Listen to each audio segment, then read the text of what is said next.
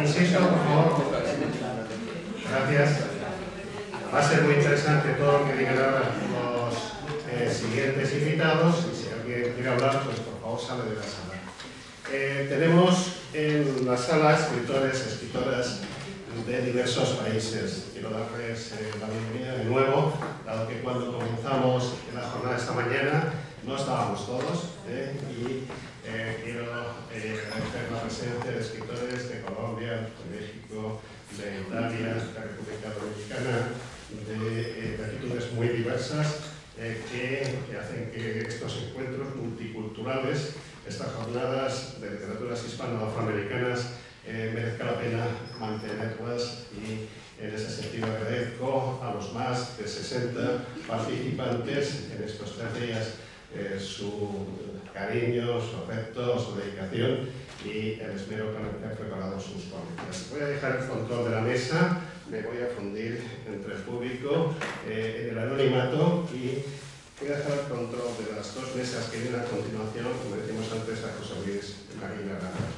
También un hombre polifacético, narrador, poeta, pintor y también un gran gestor cultural en todos los aspectos, y una persona, un gran colaborador del Museo Editorial Siga Firmando. En la mesa pues se encargará de presentar a los autores que vienen a continuación, y luego tendremos otra segunda mesa con el mismo tema, para finalizar esta jornada antes de la clausura con un conversatorio sobre el cervantismo social en el siglo XXI. Quijote en vivo. Nada más, dejo el control a José Luis y voy a escuchar atentamente lo que dicen estos escritores y buenos amigos que seguro que nos van a seguir realizando. Muy bien, pues buenos días. En la línea de agradecimientos, pues nuestras gracias más expresivas a la universidad por permitirnos estar aquí, darnos esta favorable acogida en este espacio tan magnífico. Muchas gracias también a la editorial que organiza esta serie de eventos y que también nos vienen a todos los escritores, a los lectores, todas aquellas personas que están interesadas en los temas. Y muchas gracias a todos ustedes por la presencia, por estar aquí y por acompañarnos. Vamos a intentar, adelantar un poco los tiempos, dado que vamos con un poco de retraso. El tema que tenemos hoy en realidad es un tema muy interesante. Vamos a hablar de la identidad del escritor, de los escritores, y en esa fusión que se produce entre el yo, la ética y la estética de cada uno. Yo voy a dar una breve pincelada del tema como moderador de la mesa, y voy a dejar también que cada uno de los componentes de ella pues nos den una visión de cómo entienden realmente todo esto. A mí me parece que todo lo que significa identificar a un escritor es una cosa bastante clara. Se nos conoce realmente por la forma en que nos expresamos, por la forma en que planteamos nuestros temas, y cuando hemos leído varios libros de un escritor, inmediatamente sabemos un poco cuáles son sus estilos y cuáles son sus ideas. Esto lo hacemos, pues yo creo, el escritor y el lector lo hace de una forma que no es premeditada. De alguna manera lo que hace es exponer cosas, y el lector es leerlas. Y a partir de ahí van aflorando realmente este campo de la definición, de la identificación de cada uno.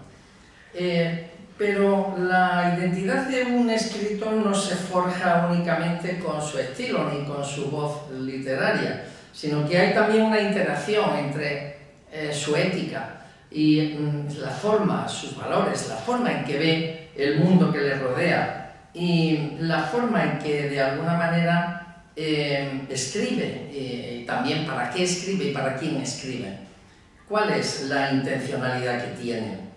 La estética es la parte, digamos, más sensible, la más formal del escritor, porque cogemos el libro y sabemos realmente cómo se está expresando, cuál es la forma, las palabras, las imágenes que produce, todo el campo de los ritmos que tiene a la hora de escribir. Ese sería como el vehículo, el coche en el que va va dentro del escritor soltando sus ideas. Sin embargo, en cada uno de esos libros, de esos relatos o de esos textos, hay siempre una forma ética, una personal identificación con la concepción del mundo, del ser humano, de la realidad que le rodea, y ahí es donde se expresa el sufrimiento, la justicia, la injusticia, es decir, todo el campo de las pasiones humanas que tanto nos llaman la atención. En definitiva, eso es lo que realmente distingue al escritor uno de otro. Esa es la cuestión principal y es la que queremos debatir aquí. La parte más de identidad relacionada con los personajes, con los lectores, con todo el mundo de ese cuidado que el escritor pone en sus textos en cuanto a la memoria, en cuanto a la denuncia de temas, etc. Todo esto es una forma clara de cuestionar determinadas circunstancias y cuestiones que hay en la vida.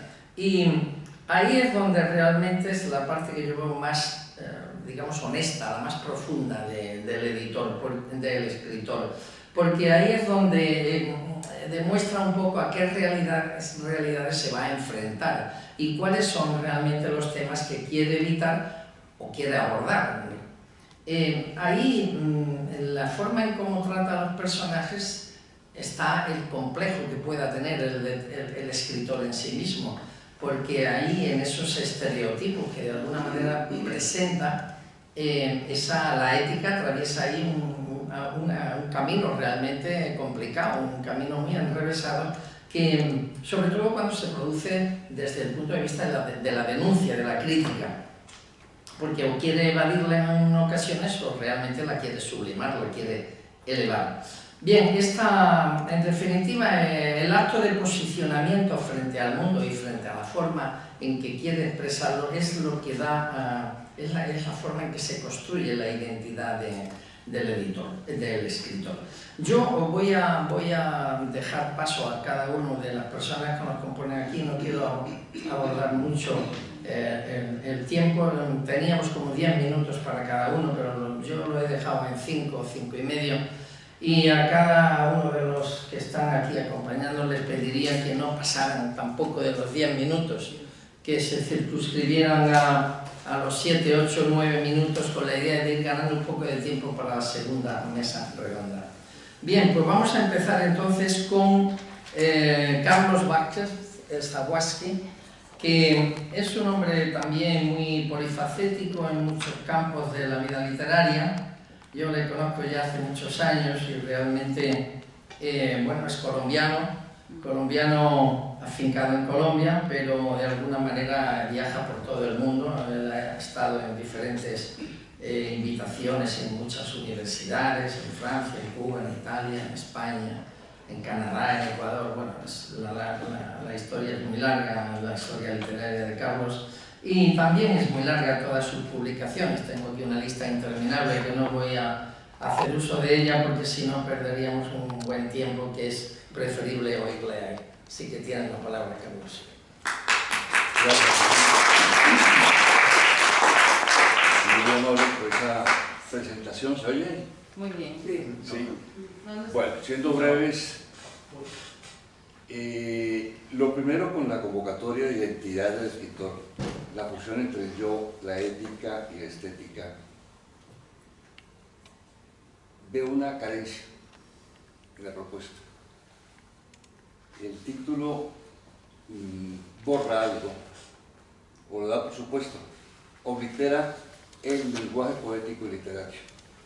Estamos bien a hablar de la fusión entre el yo, la ética, y dónde está precisamente la escritura. Quería hacer referencia, y así va a ser muy breve, a Rimbaud y a Mayakovsky, para terminar con una citación también muy pequeña de Flaubert. Y me adelanto con Flaubert, vamos a dar saltos para mí. Bueno, a Flaubert se le interrogó por la estética de Madame Bovary, si iba a continuar en la escritura de Salambó con esa estética. Él dice críticamente esa estética, con las palabras de él, es una vieille Locke. Lo que estaba en Madame Bovary no le sirve para trabajar Salammbô. Vieille Locke quiere decir un trapo, quiere decir un andrajo, etcétera, etcétera. Es decir, que todo lo que se elabora para una obra no sirve para otra obra, determinada tajantemente. Bueno, más que detenerme en Rimbaud, voy a hacerlo con Mayakovsky. En algún momento él plantea un combate con el sol o contra el sol. Ese sujeto de la escritura, un sujeto con mayúscula, lacaniano, ese sol está en el lugar del uno, del amo, del poder, es decir, del padre, la lucha contra el padre.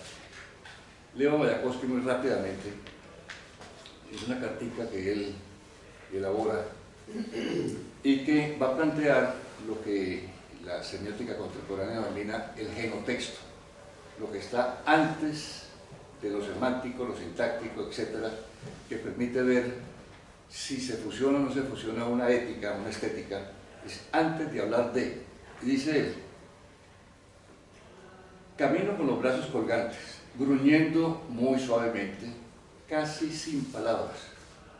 Y ahora, yo reduzco los pasos para no entorpecer el gruñido, ahora me pongo a gruñir más rápido a la medida de mis pasos. Así se cepilla, como se cepilla una madera, y toma forma el ritmo, base de toda obra poética que la atraviesa con un rumor, del ritmo rumor. Pero a poco se sacuden palabras de este rumor. Cuando lo esencial está listo, he aquí que se experimenta bruscamente la sensación que el ritmo está roto. Falta una pequeña sílaba o bien un pequeño sonido. Uno se pone de nuevo a rehacer todas las palabras y el trabajo termina por ponerlas en un estado de delirio exasperante o desesperante, como si se ensayara 100 veces una corona en un diente, como que no queda, al principio no se adapta. En fin, luego de 100 ensayos, que aquí se apoya y resulta. La similitud para mí estaba por el hecho que finalmente esta corona está en su sitio. Tengo lágrimas que me salpican literalmente de dolor y a la vez de alivio. ¿De dónde procede ese ritmo, rumor de fondo? Imposible decirlo. Para mí es toda repetición en mí de un sonido, de un ruido, de un balanceo. Y aún en general la repetición de no importa qué he hecho, al cual yo le he puesto una sonoridad determinada. El ritmo puede traer por el ruido repetido del mar o por la empleada que todas las mañanas cierra golpeando la puerta y este ruido se repite arrastrando, etcétera, etcétera, en mi conciencia. Y en el giro de la Tierra alrededor del Sol, que para mí, como en un almacén de materiales, se alterna y se relaciona de manera connatural o inevitable con el viento que se levanta y se pone a silbar. Eso está en Cómo hacer versos. Yo poético quiere decir el ritmo, hacerlo pasar por la estructura, una estructura determinada, pero ese paso por allí lo plantea el mismo Rimbaud. Un dedo golpea, vuelve a golpear, se va produciendo un ritmo, el ritmo produce una sonoridad. Esa sonoridad no es del orden lógico, es del orden de juego, es el orden de lo que está gestando una función determinada antes de pasar a un estrato diferente que sería el fenotexto, donde ahí está la sintaxis, la semántica. Pero ese paso es un choque de esa pulsión, de ese ritmo inicial, de ese rumor, antes de convertirse en palabras antes de llegar a lo semántico y lo sintáctico. Esto es bien importante, ¿no?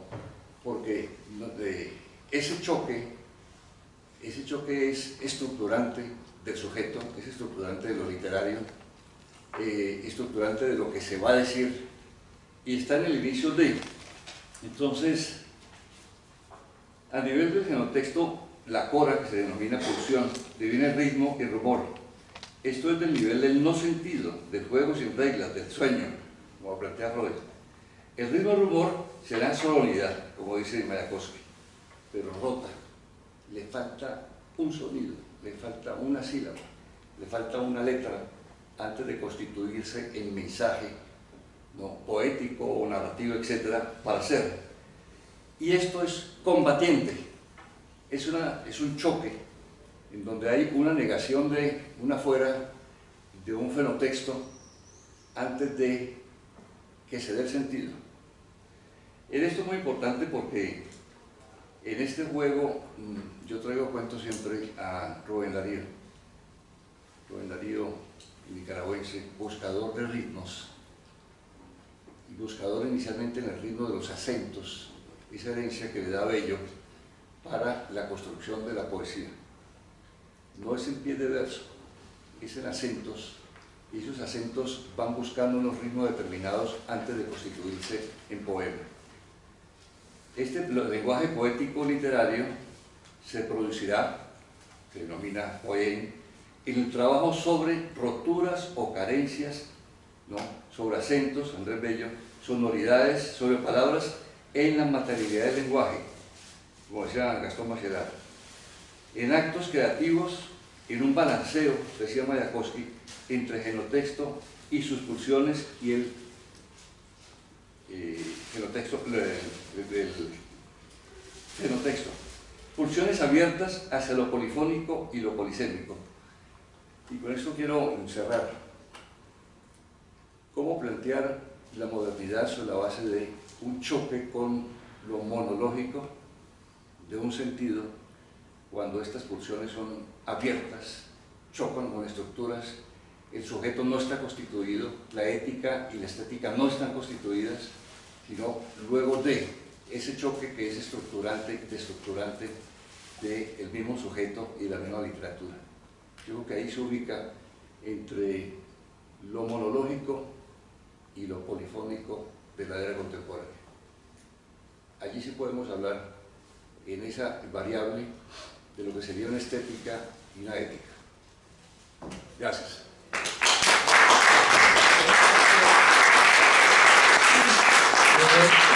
Muchas gracias, Carlos, por ajustarte también al tiempo. Además, yo diría que lo que has comentado es de una profundidad que ya por sí eso merecería una mesa redonda exclusivamente con ese tema.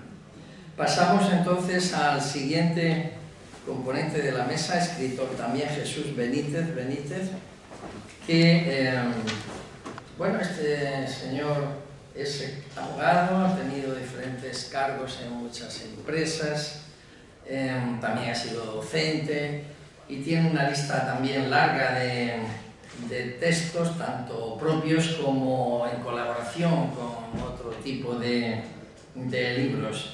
Le doy la palabra y vamos a ver su visión sobre la ética y estética del escritor. Me encanta estar siempre en este tipo de encuentros por lo que se espera de los que vamos a hablar, para analizar la asimilación de nuestras palabras en vuestra mente, ¿no? Se dice que, bueno, no lo dice cualquiera, lo decía Caballero Monal, que hay una diferencia muy importante entre la literatura y el periodismo. El periodismo ofrece una fórmula literaria para comunicar acontecimientos inmediatos. La literatura es un medio de comunicación que permite una permanente crítica. Por lo tanto, aquello que se expresa en libros, en obras literarias, tiene poco que ver muchas veces con la noticia pasajera, sino con la reflexión, tanto para su elaboración como consecuencia de la lectura. De ahí surgen temáticas como las que estamos tratando aquí, la ética, la estética. Hay que tener en cuenta la trascendencia que, bajo mi humilde punto de vista, tiene el hecho de que la materia, esta materia que nos rodea a todos, pueda transformarse en imaginación. Cuando yo descubrí ese acontecimiento es cuando realmente empecé a escribir en profundidad.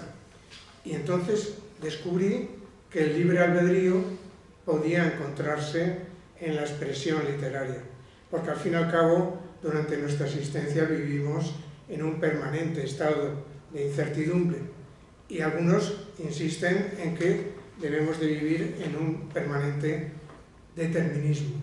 Pero es que la literatura, y dentro de la literatura en especial la poesía, nos proporciona un alto marco de libre albedrío. Porque al fin y al cabo, algunos dicen que el mundo es un páramo rodeado de torres de vigilancia.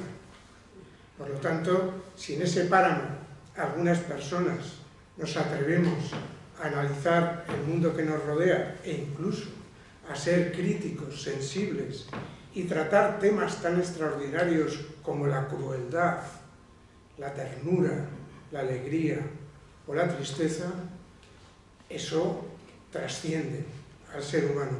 Y un ser humano que no se trascienda es menos humano.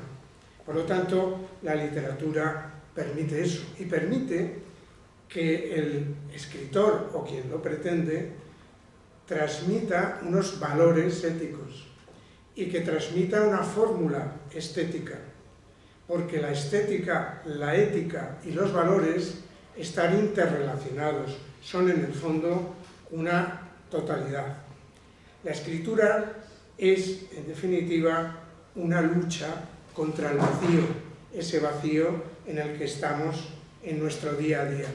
Decía Thomas Mann, por citar a un representante significado, en este caso del mundo germánico literario, que la única salida de la humanidad es el amor.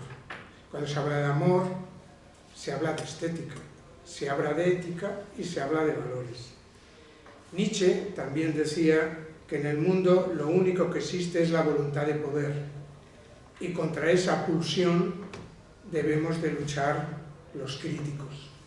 Porque una literatura que no sea crítica, directa o indirectamente, parece que es menos literatura. Además, históricamente el ser humano siempre ha utilizado la crítica, empezando por la utilización de los mitos. Cuando ya llegó Descartes y utilizó la razón, parece que el mito perdió algo de valor, pero no ocurrió eso. El mito se incrementó. Y no nos damos cuenta de la cantidad de mitos que rodean nuestra existencia, que rodean nuestros valores, que crean esos valores, que crean esa ética e incluso que nos hacen caminar por la estética de todos los días. Porque al fin y al cabo el mito y la psicología explican el comportamiento humano. El ser humano no necesariamente tiene que estar condenado al nihilismo. Por mucho que se esfuercen muchos filósofos y pensadores, tenemos también que ser críticos con relación a esa cuestión, porque la vida tiene un punto de épica, porque la épica es espiritual, es física, como lo decía Tolstoy. La escritura es una liberación totalizante y sirve para analizar todo nuestro todo. Por lo tanto, en mis obras trabajo con esos elementos, con la ética, con la estética, con la crisis de valores permanente, porque una crisis no es otra cosa que una transformación, y las transformaciones en la humanidad han sido siempre permanentes. Siempre pensamos que la crisis la estamos viviendo. ¿Qué está pasando? ¿Qué ocurre con la crisis de valores? ¿Qué ocurre con la ética, con la moral? Porque no nos olvidemos que la ética y la moral son como el tren y las vías. Se trata de que el tren no descarrile, y eso solo depende no solo del que conduce la locomotora, sino de todos los elementos que la circundan. Y nosotros somos individuos, personas, pero somos sociedad también. En mi caso, en mi literatura, creo que sí tiene una cierta influencia añadida ese modernismo de que de alguna manera se ha hecho referencia, el simbolismo, una vida sin simbolismo, una literatura no simbolista, parece que tiene otra estética. El modernismo que impulsó Rubén Darío y que introdujo en la literatura, que sigue vivo al día de hoy, es un gran avance para alcanzar ritmo y sensibilidad. Mis obras también intento que tengan ese punto de naturalismo y que tengan parnasionismo, que la belleza tenga un peso preponderante en su ética y en su estética. En definitiva, creo que la literatura es un gran camino para la reflexión, para luchar por esos valores éticos que deben de primar en la sociedad cuanto más crisis exista en ella, y ese camino no solamente depende de los escritores, sino en gran medida de los lectores. Los lectores son los que descubren muchas veces los valores que están inmersos en los libros. Por lo tanto, el tema que se ha utilizado para generar esa fusión creo que está claro, ¿no? Está claro. Pienso que el gran valor de la literatura hoy está en su descubrimiento, por parte del que escribe y por parte del que lee. Muchas gracias. Muchas gracias, Jesús, por esta explicación que nos das. Yo también creo que efectivamente la literatura permite abordar todo lo que son los sentimientos, las pasiones humanas de una manera muy amplia, y eso de alguna forma condiciona la forma en que se hace y para qué se hace. Ahí es donde, en esa fusión, donde yo creo que se identifica realmente el escritor en la forma en que lo presenta. Bien, pasamos a otro componente de la mesa, otro Jesús. En este caso voy a seguir el orden por el que están puestos aquí. Jesús Peral Viana, bueno, es un hombre también dedicado a muchas cosas, también muy polifacético, sociólogo, escritor, empresario, y emplea además su tiempo libre precisamente en la literatura. Él le gusta leer, le gusta escribir, tiene muchos ensayos, escribe de vez en cuando algunos artículos, yo he leído algunos muy interesantes. Y bueno, en definitiva, la obra suya también es amplia, no voy a entrar en ella, se dedica también, el presidente de la ONG Acción Social Humanitas y miembro de otras ONGs, y promueve realmente proyectos para África y para Asia. Le doy la palabra con la idea de que nos dé a conocer su opinión sobre todo esto. Muchas gracias, José Luis. Yo creo que se ve que eres amigo en la presentación y en todo. Bueno, buenos días a todos, y vamos a empezar con un tema que es apasionante. Es apasionante porque el yo es el ahora mismo. La ética es lo que hacemos y la estética es la forma en que lo hacemos. Y a partir de ahí hay una cosa que todos pretendemos, pero que es muy complicado, porque hay que partir de una cosa, que éticos no somos ninguno. O sea, la ética se puede mantener un rato, se puede mantener en un tiempo, pero éticos, o sea, lo que es la ética es algo de la divinidad, es algo que es imposible en el ser humano. Si el ser humano alcanzase la ética, o tan siquiera el 50% de la ética, seríamos muy honestos. Pero en muchísimas ocasiones nos confundimos a nosotros mismos. Tenemos que hablar de sindéresis, que es la ética, que es ser justo, que es saber distinguir entre lo bueno y lo malo. y eso es muy difícil, vamos. Yo a veces me ha parecido conocer a personas éticas y ha sido durante un tiempo. Luego después, cuando hemos salido de esa frecuencia en la que estamos todos, hay personas que solo funcionan en una frecuencia. A lo mejor tienen una carrera o dos carreras y uno habla con ellos y lo consideramos una eminencia. Pero luego después, cuando cambiamos de frecuencia con él mismo, nos damos cuenta que es torpe. Entonces nos defrauda y no entendemos por qué le admirábamos tanto cuando le conocimos o durante un tiempo. Esto pasa. Personas multifrecuencia las hay, que yo las he conocido, que se puede hablar con ellos de todo, pero cuando se toca el tema de la ética entramos en otra dimensión. O sea, las tres dimensiones del yo, la ética y la estética, fusionarlas es muy complicado. Y escribiendo, yo por ejemplo soy muy anárquico, o sea, yo no guardo la ética en ningún momento, ni la estética. A mí me gusta todo lo contrario, romper, como en la decoración. Uno dice, bueno, pues que predominen los grises, ya, pero vamos a meter un granate que rompa. Bueno, pues con esto ocurre lo mismo. Escribiendo, si uno se plasma en la ética, yo no sé, pero a mí me aburriría. Yo ahora me he puesto a escribir poesía, que yo nunca escribía poesía, y es que no la leía.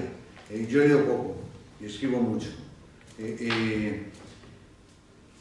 Leo poco porque no tengo tiempo y escribo mucho porque el tiempo que tengo lo empleo para escribir y para corregirme. Corrijo constantemente, todo lo que escribo, corrijo más que escribo. Pero ahí es donde está la ética con uno mismo. Yo creo que es más importante eso, ser ético con uno mismo, no salirse de como uno es y que todo el mundo le conozca por cómo escribe, que se sepa quién ha podido escribir esto y demás. Lo que decía Jesús hace un momento en cuanto al libre albedrío, efectivamente a mí me gusta mucho el libre albedrío, que por cierto, para todos, las personas religiosas hablan mucho del libre albedrío. Dicen, no, que Adán y Eva tenían. Mentira. O sea, en la Biblia no viene el libre albedrío en ningún sitio. No existe el libre albedrío en la Biblia. En todo caso lo tenía la serpiente. Pero nada, nosotros, bien, dejando ese tema a un lado, yo me parece extraordinario conseguir, es un tema apasionante y me parece extraordinario conseguir fundir lo que es la ética, la estética y el uno mismo. Pero el ser humano como entidad está condicionado. O sea, uno puede ser ético dependiendo de las circunstancias. Es como un juez. O sea, yo estoy muy cerca de la judicatura, mi trabajo está muy cerca de ello, pero yo no he conocido a ningún juez ético, a ninguno. No voy a hablar de otras profesiones, pero cuanto más entremos en las profesiones éticas, más comprobamos que esa ética no aflora. En el derecho, por ejemplo. Vale, pues en el derecho, que yo lo hablo con Jesús algunas veces, yo estaba en una reunión una vez, cuando den los 5 minutos, yo te cogí el brazo y me haces así. Sí. Yo estaba en una reunión en una ocasión y había unos jueces y había unos abogados y había unos policías y había dos periodistas, y entonces yo clasifiqué, porque se me hizo una pregunta, me la hizo el juez Javier Gómez de Año, y me dijo, ¿tú cómo clasificas la ética y el delito? ¿Cómo clasificas el comportamiento? Entonces yo dije, bueno, pues para mí lo más peligroso que hay son los políticos, después vais vosotros los jueces, después los abogados, después los periodistas, después los terroristas y finalmente los delincuentes. Entonces él me dijo, ¿y por qué los jueces? ¿Por qué nosotros somos un peligro detrás de los políticos? Y yo dije, primero porque no os estudiáis los procedimientos, a no ser que intervenga un abogado prestigioso, y los abogados que estaban allí decían, ¿y por qué? Porque vosotros nada más que estéis pendientes de la provisión de fondos. Y luego después, hasta que llega el pleito, no os preocupa el tema, y además cuando entráis en el pleito entráis confundidos. Es el cliente el que tiene que estar todo el tiempo corrigiendo. Eso es la ética. La ética es estar concentrado en lo que uno hace y en hacerlo bien.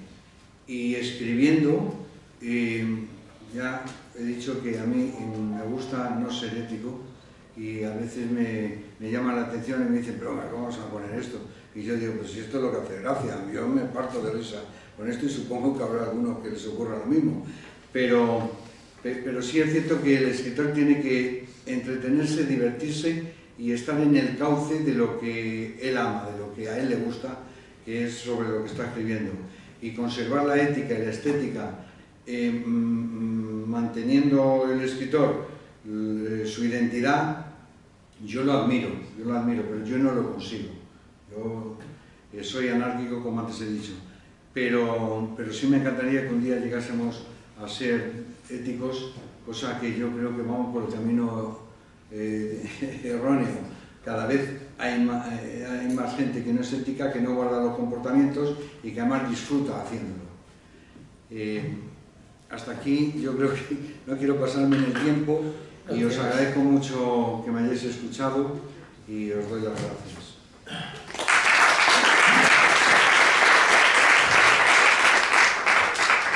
Jesús, muchas gracias. A ver, yo, por alusiones a la ética, no a mí mismo, pero yo hay cosas en las que debatiría contigo bastante. Debatiría contigo bastante, porque yo entiendo la ética como un conjunto de cosas que están ahí metidas, como puede ser la bonomía, la bondad, la honestidad, la justicia, todo el campo de los valores humanos, en fin, muchas cosas.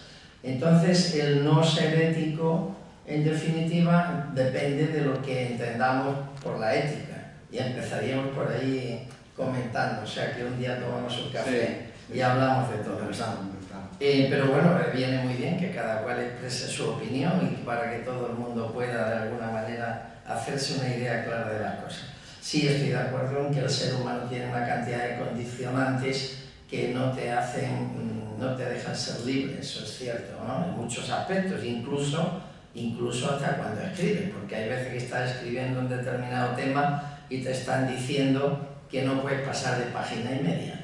Y entonces eso es un condicionante para el escritor o para el que tiene que hacer el artículo, porque de alguna manera a lo mejor no te da tiempo a expresarlo de una manera contundente.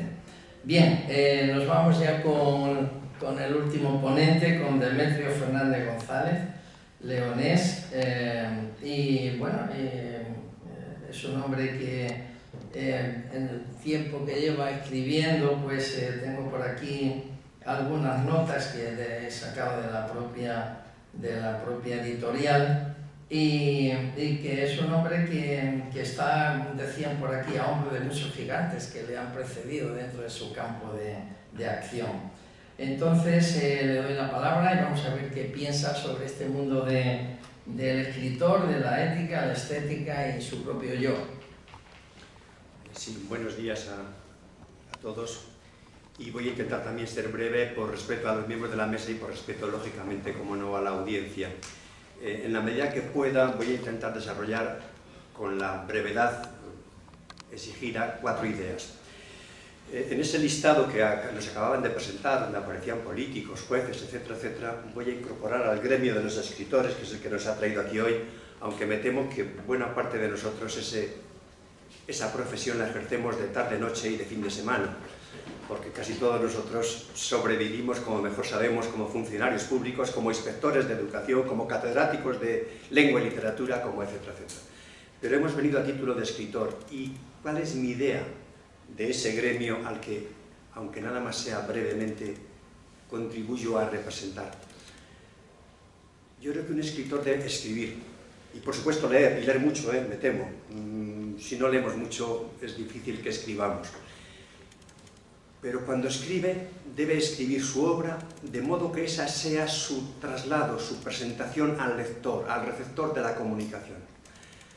Y que los escritores no debiéramos hablar mucho o no hablar demasiado acerca de la obra que escribimos o de las obras que o incluso de nuestra idea de la literatura o de la creación artística.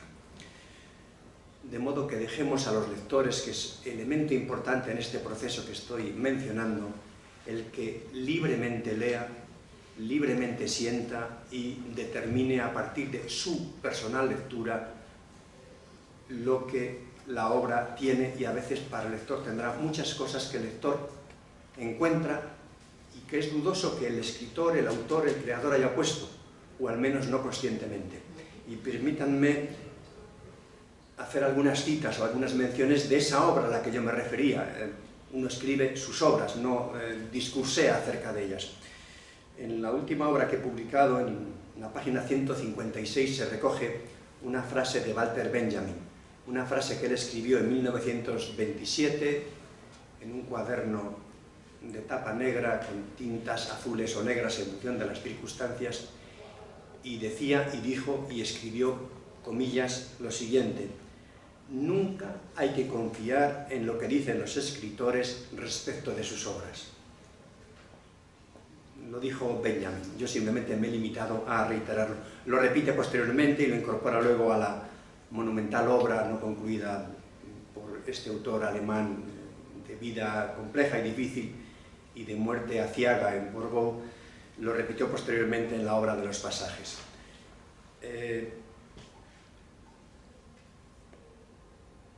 Pero es más, y retomo otra vez otra cita de la última obra que he publicado, en la página 23. Cuando Walter Benjamin huye de París, y retomo a Walter Benjamin como personaje al que le tengo especial afecto, dedicación y yo diría que entrega, cuando él tiene que huir de París en junio de 1940, porque allí llega la Wehrmacht, allí llegan las fuerzas alemanas, allí llega una fuerza de ocupación acompañada de la Gestapo y de las SS, con todo lo que eso significaba, él empieza a escribir el último trabajo, que su legado a la posteridad, empieza a escribirlo en Lourdes, en la localidad francesa de Lourdes, cerca de los Pirineos españoles, y escribe lo siguiente el día que cumple 48 años. En estos tiempos donde no queda tiempo, tengan en cuenta el contexto que he descrito y toda su imaginación para añadir todos los demás datos que faltan en esta descripción, en este tiempo donde no queda tiempo, habitado por tus pensamientos, mientras buscas afanosamente la salvación y la vida, has de escribir, solo escribir, como hacía Kafka. El que escribe y reescribe, reescribiendo y desescribiendo, se escribe a sí mismo a la vez que escribe el mundo que le ha tocado vivir, y añadiría, o podría haber añadido, y que traslada a los demás en ese proceso de comunicación que ya antes les contaba. Tomo ahora a Humberto Eco para ayudarme de los que realmente son significativos. Demetrio Fernández es irrelevante, pero Walter Benjamin no, Humberto Eco tampoco. Humberto Eco, el semiólogo, el italiano, cuando escribe El nombre de la rosa, escribe unas frases que yo a veces me apropio respetando la autoría. Un libro está hecho de signos que hablan de otros signos, pero esos signos, sin un lector que lo lea y lo descifre en ese proceso semiótico de comunicación, es mudo, no significa nada. En consecuencia, del autor hemos ido al libro y hemos ido al lector. Y retomaría una idea, puesto que estamos hablando de ética y de estética. Y nuevamente vuelvo a citar, página 196, para no hablar de, sino trasladar lo que escrito está. La literatura como expresión estética de la ética humana. Y queda muy bien esa frase latina que todos ustedes conocen, nulla estética sine ética, que no hace falta traducir. Responsabilidad ética para analizar críticamente el pasado, punto de partida. Analizar críticamente el pasado y críticamente comprometerse con el presente, todos y cada uno. Corresponsabilidad ética con el mundo que hemos de dejar hacia el futuro.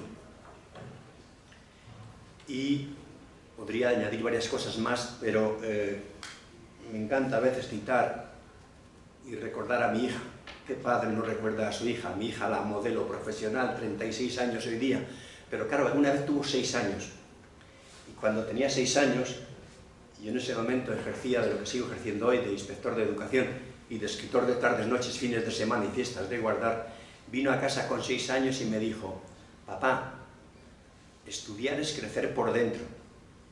Y cuando una hija de 6 años viene a casa y te dice una frase como esa, papá, estudiar es crecer por dentro, no os cuento la sensación de ese padre vinculado al mundo educativo y a la lengua y la literatura desde una cátedra de lengua y literatura. Y a partir de ahí yo, por analogía, digo, ¿y qué es escribir? Aparte de ética y de estética, aparte de recuperar el pasado desde el presente para organizar el futuro que queremos dejar para los demás. Escribir es, partiendo de esa frase de mi hija, escribir es crecer hacia afuera. Un escritor que escribe y escribe mucho, que lee y que lee mucho, necesita de los lectores, necesita de la comunicación, necesita de la recepción de los demás para crecer hacia afuera, porque creces en los demás, no creces en ti mismo. El escritor puede tener un yo grandote, inmenso, monumental, pero ese yo solamente crece, solamente se desarrolla cuando otros yoes acceden al mundo artístico, al mundo literario que el escritor ha creado. Con ética, cómo no, pero también faltaría más con estética.